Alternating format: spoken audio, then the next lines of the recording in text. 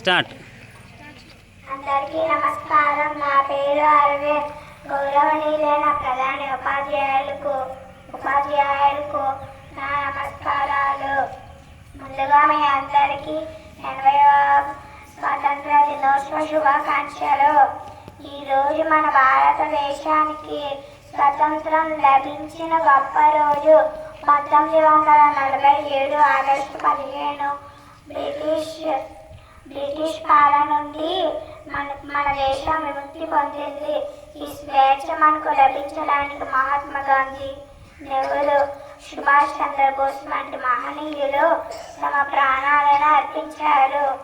ఈ మన కర్తవ్యం వీరుల త్యాగాలను స్మరించుకుంటూ దేశాన్ని అభివృద్ధి పదంలో ముందుకు తీసుకువెళ్ళడం, మనకు మంచి పౌరులుగా వ్యవహరిస్తూ దేశ ప్రతిష్టను పెంచాలి. ధన్యవాదాలు.